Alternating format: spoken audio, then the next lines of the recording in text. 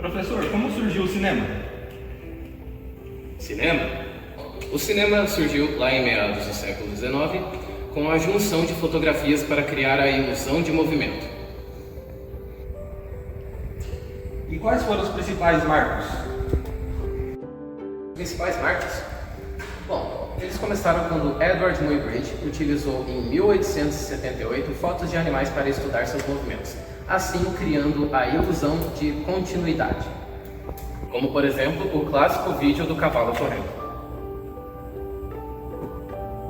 E após isso, em 1891, Thomas Edison e William Dixon criaram o cinetoscópio, um aparelho que permitia ao indivíduo assistir filmes curtos.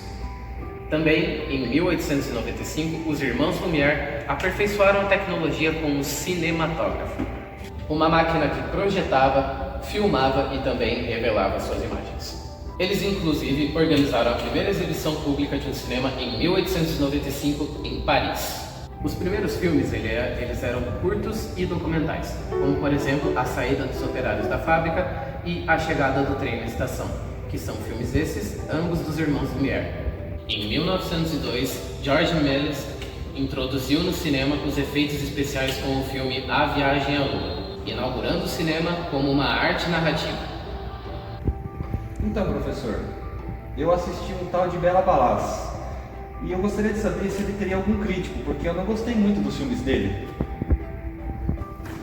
Sergei Eisenstein, por exemplo. Sergei Eisenstein defendia que o cinema deveria carregar significado por meio de edição.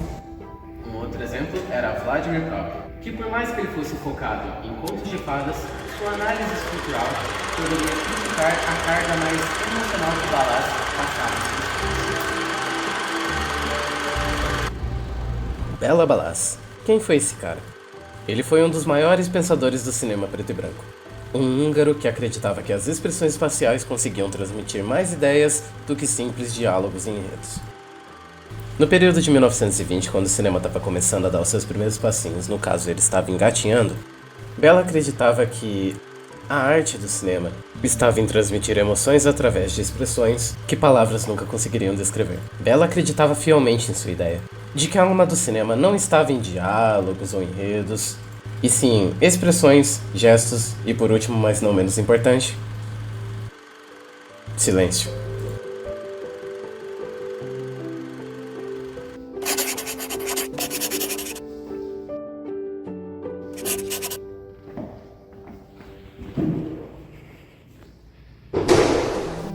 Ele trabalhou principalmente na Europa Central, onde colaborou com importantes diretores do cinema europeu, especialmente no período entre as duas guerras mundiais. Falando um pouco de onde Bela Balaz trabalhou, ele contribuiu em muitos filmes, como o filme do Golem, de 1920, dirigido por Paul Wegener. Em resumo, esse filme trata de uma criatura de uma lenda judaica que é trazida à vida para proteger a comunidade. A participação de Balaz nesse filme reflete seus interesses pelas questões de identidade, espiritualidade e misticismo.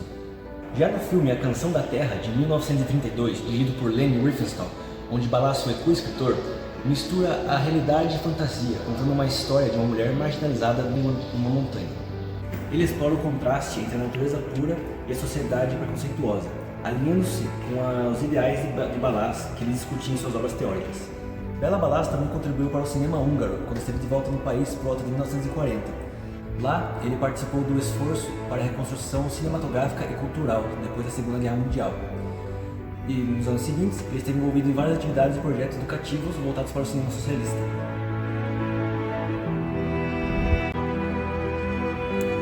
Bela Balaz não teve um conhecido como pior filme, mas, portanto, uma colaboração dele muito controversa foi no filme Das Blaue Licht, de 1932, com Leni Riefenstahl, que mais tarde, Leni Riefenstahl retirou os direitos de Balaz dos créditos, devido à pressão antissemita da época. E essa exclusão refletiu na crescente hostilidade contra judeus na Alemanha.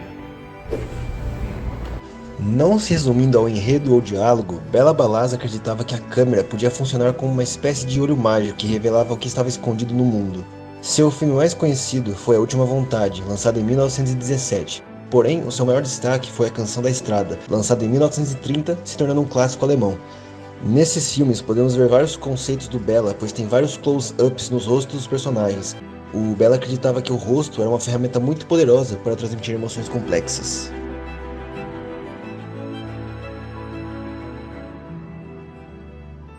Temas de filmes de Balaz.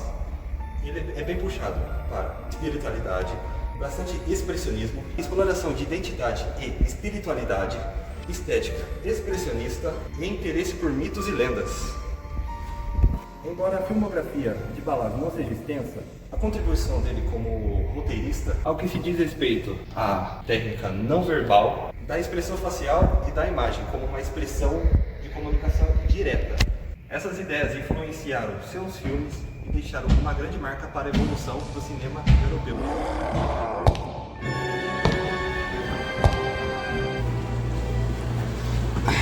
Outro elemento típico é o jogo de sombras e luzes, que geralmente Bela Balaz usa para se tornar um ambiente mais teatral, sendo usada também em cenas que transmitem a tensão e a solidão dos personagens, através de movimentos de câmera suaves para poder enfatizar a emoção durante a cena. Balaz também tinha a habilidade de transformar coisas simples, como um gesto de mão ou um olhar perdido, podendo carregar muitos significados.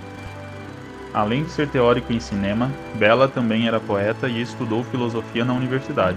Isso explica o porquê suas ideias eram tão complexas. Balaz também teve que fugir da Hungria por suas decisões políticas. Ao longo de sua vida, ele viveu em vários países, como Alemanha, Áustria e União Soviética, que ajudou a espalhar sua influência em vários países europeus.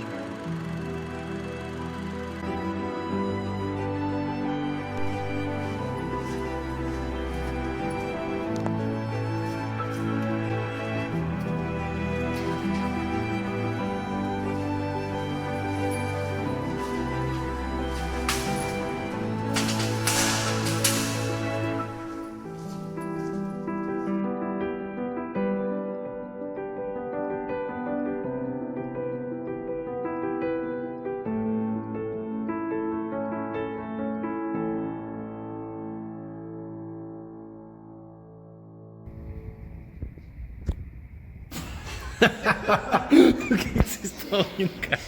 Uma máquina que projetava, revelava e também filmava... Não, peraí. Uma máquina que projetava, revelava e também... Oh, Deus, peraí. Filmava,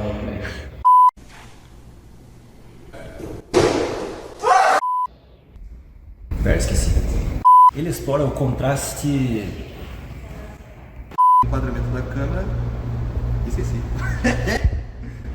Ambiente quase teatral. Tá, foi uma bosta. Eu tenho que ficar aqui mesmo? Tá legal a minha presença. Sempre usadas também para cenas que foda-se, esqueci. Cara, você tem demência? Você deixou uma parte muito difícil, parceiro.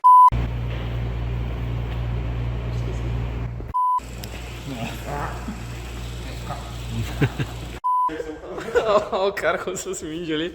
Chega aí de novo, Túlio, faz isso, rapidinho.